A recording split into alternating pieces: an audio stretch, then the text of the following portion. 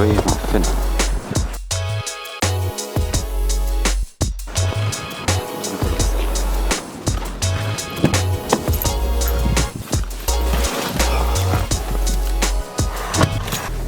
درجة الحرارة -15، الشمس طالعة.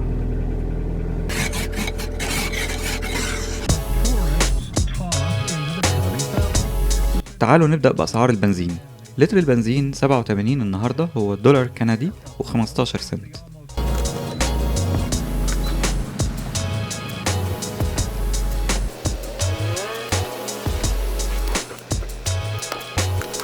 $59.50 هو تمن 52 لتر تقريبا.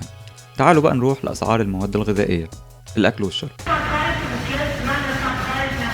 ماشي، طبعا صعب ان انا اغطي كل السوبر ماركت، فانا هحاول ان انا اغطي الحاجات الاساسيه بس. العيش اللبناني 5 رغيفه $1. التوست 680 جرام في حدود $2.5. انواع تانية من العيش ملناش دعوه بيها لان انا عارف ان انت متاكلهاش. الفرخه المشويه $8، ولو اشتريت 2 هيبقوا $15.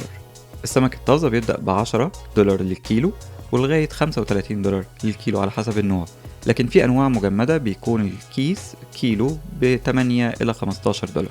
الجمبري الكيلو في حدود $15. كيس فواكه البحر 400 جرام في حدود $4. في أكياس لحوم مصنعة بتبقى في حدود $10 ووزنها بيبقى تقريبا كيلو، زي الناجتس وغيره. بفكرك إن الكلام ده مش صحي، جانك فود.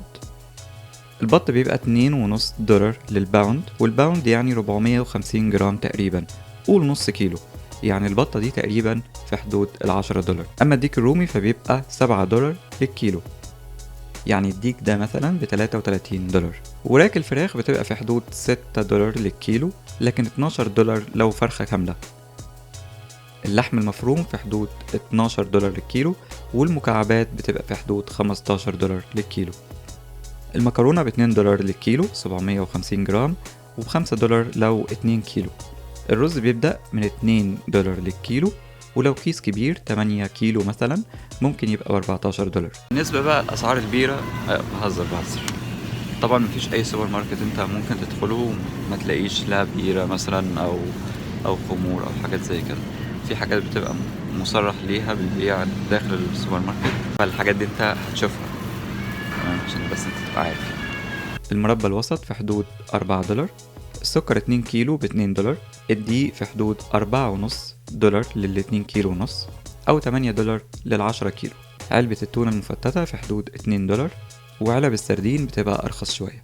علب البقوليات زي الفول مثلا في حدود $1. الزيت أسعاره بتبدأ من 4.5 ل3 لتر لو كان زيت خضروات، ويوصل $9 ل3 لتر لو كان زيت ذرة. ورق العنب ب5 ل750 جرام. ورق العنب بالنسبة لك ممكن ما يبقاش حاجات أساسية، بس هو بالنسبة لي حاجة أساسية، ده من وجباتي المفضلة. كمان في حاجات زي البسلة والجزر دي ب2. تعالوا نروح للفواكه والخضروات. الشمام ب$3 للوحدة. الكيوي الواحدة ب68 سنت. المانجا الواحدة $1.50 تقريبا. وجوز الهند، لا انت ما بتاكلش جوز هند فمش مشكلة. الاناناس الواحدة ب3.5. العنب $3 للباوند. كيس البرتقال ب4 تقريبا. الكمثرى ب$1.50 للباوند. كيس التفاح كيلو و800 جرام ب$5. الموز ب67 سنت للباوند، والفراولة العلبة ب$5. أما بالنسبة للخضار فالبطاطس $4.50 للكيس 4.5 كيلو، لكن ب2 بالنسبة للبصل. الطماطم بتبقى في حدود $3 للكيلو. الكيك الجاهز لا مش هقولك عليه عشان انت عامل دايت. شوف انا بخاف عليك ازاي، اعمل سبسكرايب بقى. الجبنة بتختلف باختلاف النوع، لكن ممكن تقول ان كيلو الشيدر $15، كيلو الفتة $8، كيلو الجبنة السويسرية $20، كيلو البارميزان $30. علبة الجبن المثلثات 8 قطع ب$4. في أنواع تانية من الجبن بتكون مصنعة، بتكون أقل في الجودة وأقل في السعر، ودي بتكون في حدود $5 للقطعة 450 جرام.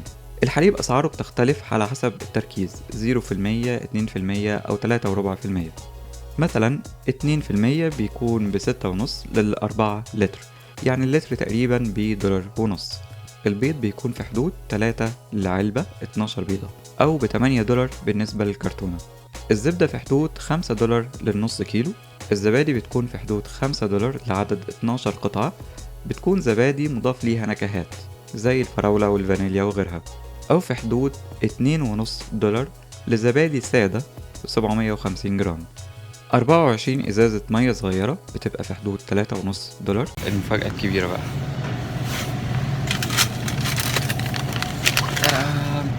طعمية. في منتجات مصرية ولبنانية ومغربية كتير بالمناسبة. علبة الصلصة بتكون في حدود $1. خلي بالك ان في انواع كتير قوي من الصلصة. العصاير الغير طبيعية بتكون في حدود $1 للتر. طبعا ما بيقدروش يكتبوا عليها عصير طبيعي زي ما بيحصل في دول تانية. الزيتون بيبقى في حدود $3. البهارات بتبدأ من 2 لحد $8 للحجم اللي انتوا شايفينه. مثلا الكاري بيبقى ب6 لكن الفلفل بيبقى ب2.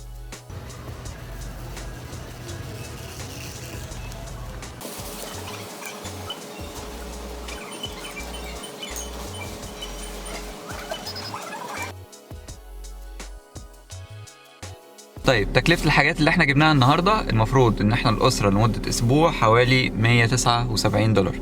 بس احنا ما جبناش لحمة، فاحنا عملنا ريديم يعني ان انت كان ليك حساب عند السوبر ماركت، بيبقى ليك بوينتس كده معينة، ولما بتجمع مجموعة من البوينتس انت ممكن يحصل لك خصم. فاحنا حصل لنا خصم $30 فدفعنا 149. الحاجات اللي احنا جبناها المفروض ان هي تقضينا لحد الاسبوع الجاي، لكن ممكن حاجات صغيرة تقل تنقص خلال الاسبوع فنجيبها. طيب عشان نشوف الحاجات اهي عاملة 173، ده الاجمالي بتاعها تمام. وبعد الضرايب، شوفوا الضرايب ليه قليلة، بقت 179 بس، لان الحاجات اللي احنا جبناها اكل، الضرايب على الاكل تعتبر حاجات قليلة خالص، ففي حاجات اساسا ما عليهاش ضرايب بالنسبة للاكل فبقت 179. ولان احنا عندنا $30 قدرنا ان احنا نعمله ريديم، فدفعنا في الاخر المبلغ ده اللي هو كام، 149 بس كده. المهم بقى ليه العربية متوسخة؟ اول حاجة عشان التلج، ممكن يوسخ العربية عادي. تاني حاجة علشان الحاجات اللي هم بيحطوها على الارض علشان العربية ما تزحلقش، موانع الانزلاق ومعرفش ايه والملح، شوية حاجات كده. الحاجات دي طبعا بتوسخ العربية جدا، فبتضطر يا اما انت تغسل العربية عندك في البيت، يا اما انت تروح لمغسلة، يا اما تكون المغسلة دي آلية زي المغاسل بتاعت اس مثلا او كده بنزينة، يا اما في مغاسل يدوية انت اللي بتغسل العربية، وهي دي اللي انا بحبها، هو دي اللي احنا نروح.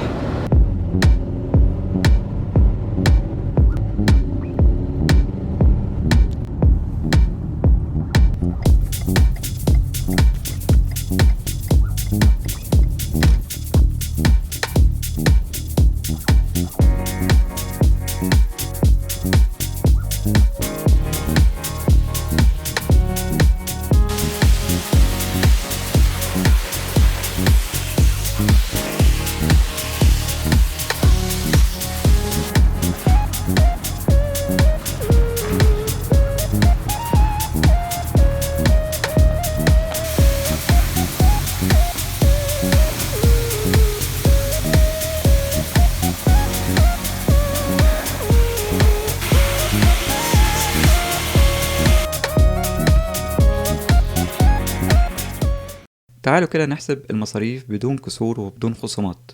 دفعنا $60 تقريبا للبنزين، دفعنا $180 تقريبا للطلبات، و$5 تقريبا لغسيل العربية. الإجمالي $245 في الأسبوع. ما تنساش تكتب في التعليقات هل انت شايف الحاجات دي غالية ولا رخيصة زي ما اتفقنا. ده كان كل حاجة النهاردة، أتمنى يكون عجبكم. ما تنساش تعمل لايك وتحافظ على الدايت. ومن هنا للفيديو الجاي دمتم بألف خير. السلام عليكم.